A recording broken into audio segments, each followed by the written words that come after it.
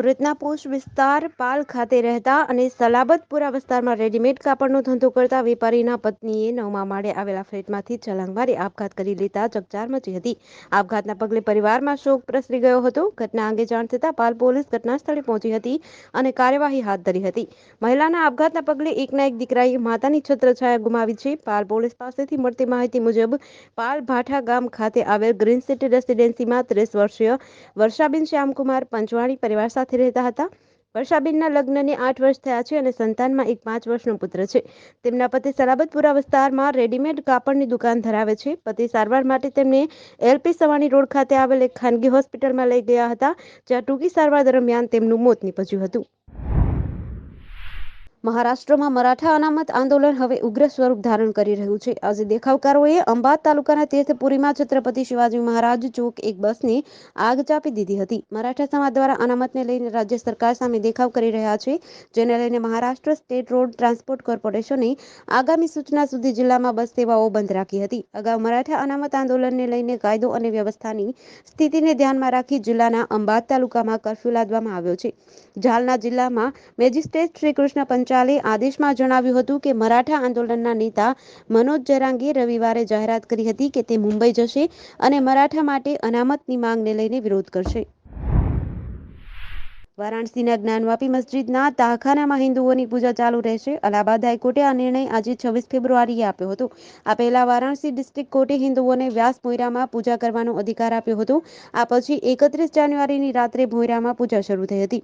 મુસ્લિમ પક્ષ એટલે કે અંજુમન ઇન્તેજામિયા મસ્જિદ કમિટીએ વ્યાસ ભોંયરામાં પૂજા પર પ્રતિબંધ મૂકવા માટે અરજી દાખલ કરી હતી. મુસ્લિમ પક્ષે હાઈકોર્ટમાં દલીલ કરી હતી કે ભોંયરું લાંબા સમયથી તેમના અધિકાર ક્ષેત્રમાં છે. આ જ્ઞાનવાપી મસ્જિદનો એક ભાગ છે અને ડીએમ સહિત વહીવટી તંત્રએ ઉતાવળમાં પૂજા શરૂ કરી હતી, જ્યારે તેના માટે સમય હતો. ભોંયરામાં પૂજા તરત જ બંધ કરી દેવી જોઈએ. જસ્ટિસ રોહિત રંજન અગ્રવાલે હિન્દુ અને મુસ્લિમ પક્ષકારોની દલીલ સાંભળ્યા બાદ 15 ફેબ્રુઆરીએ વ્યાસ તાહખાનામાં પૂજા અંગે નિર્ણય અનામત રાખ્યો હતો.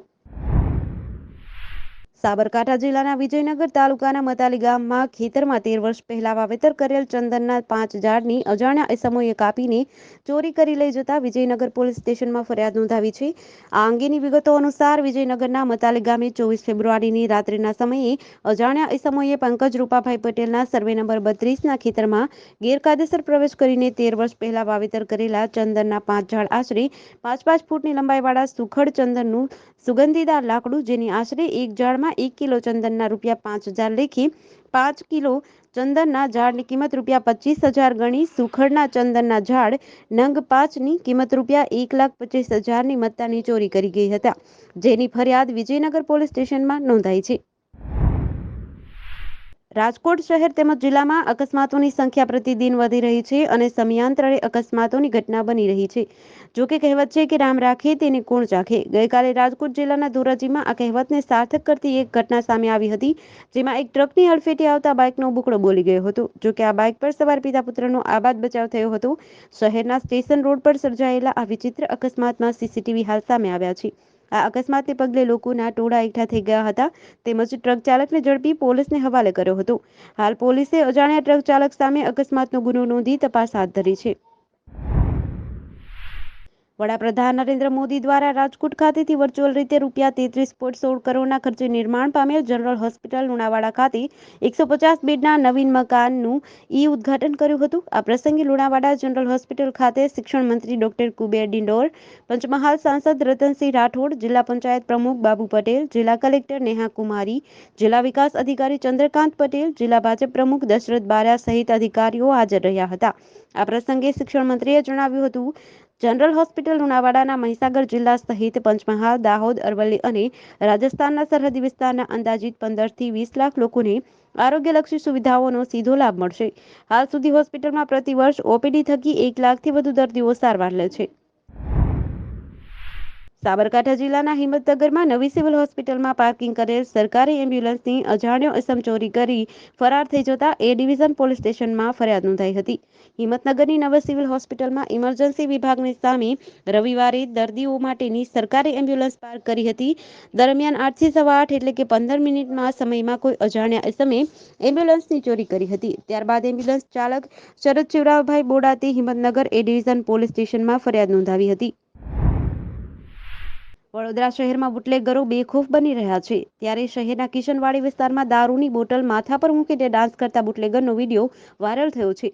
વિડીયો વાયરલ થતાં પોલીસ પણ હરકતમાં આવી ગઈ છે અને દારૂની બોટલ લઈને નાચતા બુટલેગર વિશાલ કહારની ધરપકડ કરી હતી. વારસિયા પોલીસ સ્ટેશનના પીઆઈ એસ.એમ. વસાવાએ જણાવ્યું હતું કે બુટલેગરનો વિડીયો અમારી પાસે આવ્યો છે. આ મામલે તપાસ શરૂ કરી છે. વડોદરા શહેરના કિશનવાડી વિસ્તારમાં લગ્નની પાર્ટીમાં ઝૂમતો આ વિડીયો બુટલેગર વિશાલ કહારનો છે. બુટલેગરને હવે પોલીસનો ડર નથી એવું લાગી રહ્યું છે. બુટલેગર વિશાલ કહાર દારૂની બોટલ માથા ઉપર મૂકીને લગ્નમાં આવે છે અને બોલિવૂડ ફિલ્મ એનિમલના જમાલ કુડુ સોંગ પર ડાન્સ કરી રહ્યો છે. આ સમયે મોટી સંખ્યામાં લોકો પણ હાજર છે. સુરત જિલ્લાના ઔદ્યોગિક હબ ગણાતા પલસાણા તાલુકામાં સંખ્યાબંધ ઔદ્યોગિક એકમો આવેલા છે. અહીં ડગલે ને પગલે આગના બનાવો બની રહ્યા છે. ગુરુવારના રોજ પલસાણાના જોડવામાં ઔદ્યોગિક એકમમાં દર્શન ઇન્ડસ્ટ્રીઝમાં આવેલ મયુર ફેબ નામની યાન બનાવતી ફેક્ટરીમાં આગ લાગી હતી, જેમાં મિલનો મોટો હિસ્સો બળીને ખાખ થઈ ગયો હતો.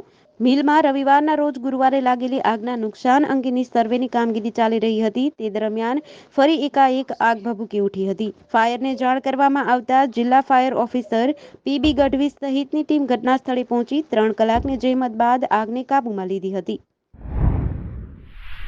થાનબાંડિયા બેલી ડેમ આસપાસ ગેરકાયદેસર ખનન થઈ રહ્યું છે, જેના બ્લાસ્ટિંગના ઝેરી પદાર્થના કારણે પાણીની અસર થાય છે. તે પાણી ડેમમાં આવતા ત્યાંથી ખેતરોમાં ઠલવાય છે, જેના કારણે પાક અને ખેતીની જમીનને નુકસાન થાય છે. આથી ઝેરી પાણી ડેમમાં ઠલવતા બંધ કરાવવા ખેડૂતોની માંગ છે. થાનગઢ તાલુકાનો રૂપાવટી અને થાનગઢ વિસ્તાર 2500 વીઘાથી પણ વધારે ખેડૂતો માટે બાંડિયા બેલી ડેમ જેવા દોરે સમાન છે. પરંતુ થાનગઢ વિસ્તારની અંદર ખનિજ માફિયા ડેમની અંદર અને ડેમની આજુબાજુની વિસ્તારમાં ગેરકાયદેસર ખોદકામ કરે છે. આ ખાડની અંદર જે બ્લાસ્ટિંગ કરવામાં આવે છે, તે બ્લાસ્ટ થયા પછી ખાડની અંદર પાણીમાં ભળી જાય છે. એ પાણી ખાડની અંદર બહાર કાઢવામાં આવી રહ્યું છે. આ પાણી થાનગઢ બાંડિયાબેલી ડેમની અંદર છોડાઈ રહ્યું છે અને ડેમની આજુબાજુની વિસ્તારની અંદર અનેક ખાડાઓ ચાલુ હોવાથી પાણીની અંદર બ્લાસ્ટિંગનો ઝેરી પદાર્થ ભળી જવાથી અનેક ખેડૂતોના ઘઉં, જીરું જેવા અનેક પાકો નાશ પામ્યા છે. દ્વારકાથી બેટ દ્વારકાને જોડતા સુદર્શન સેતુના લોકાર્પણ માટે નરેન્દ્ર મોદી દેવભૂમિ દ્વારકા પહોંચ્યા હતા. સવારે સેતુનું લોકાર્પણ કરીને દ્વારકાધીશની પૂજા કરી હતી. એ બાદ પંચકોઈ બીચ પાસે તેઓ ભગવા વસ્ત્રોમાં પહોંચ્યા હતા અને કમરે મોરપીંછ ખુશીને પાણીમાં ઉતર્યા હતા. વડાપ્રધાન મોદીએ આ તસવીરો ટ્વિટર પર શેર કરી છે. કહેવાય છે કે આજે પણ ભગવાન શ્રી કૃષ્ણની મૂળ દ્વારિકા નગરી કે જે સોનાની હતી તે દરિયામાં છે. બની શકે કે નરેન્દ્ર મોદી એ જોવા માટે જ દરિયામાં ગયા હોય.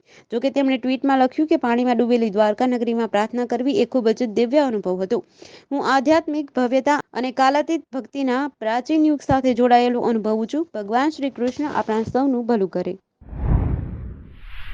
પંજાબને અડીને આવેલા પઠાણકોટ પાસે એક ચોંકાવનારી ઘટના સામે આવી છે. ધમતાલથી દોડતી માલગાડી અચાનક 100 કિમીની ઝડપે દોડવા લાગી.